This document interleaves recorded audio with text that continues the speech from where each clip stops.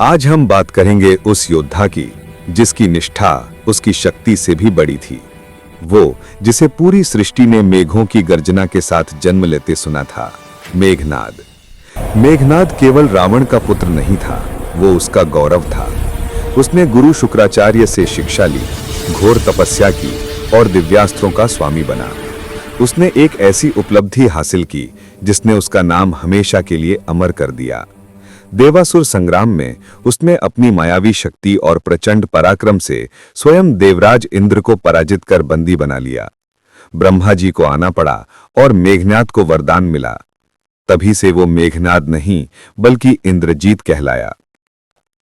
उसके पास ब्रह्मास्त्र था, पाशुपतास्त्र था और सबसे बढ़कर माया का ज्ञान था।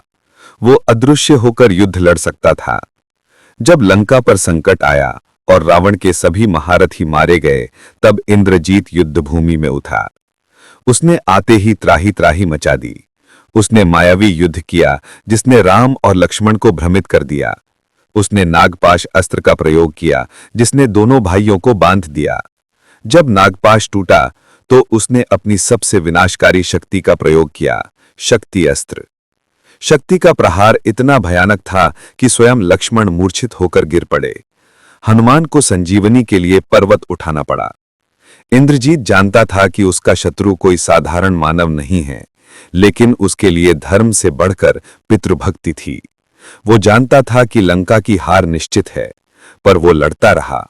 जीत सुनिश्चित करने के लिए इंद्रजीत ने अपनी कुल देवी निकुंभिला का यज्ञ आरंभ किया।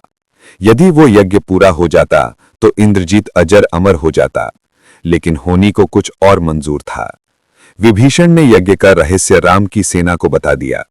लक्ष्मण ने गुफा में प्रवेश किया और यज्ञ भंग कर दिया। क्रोधित इंद्रजीत ने बिना रथ बिना कवच के अंतिम युद्ध लड़ा। एक तरफ कर्तव्य और धर्म था, दूसरी तरफ अपने पिता के प्रति समर्पण।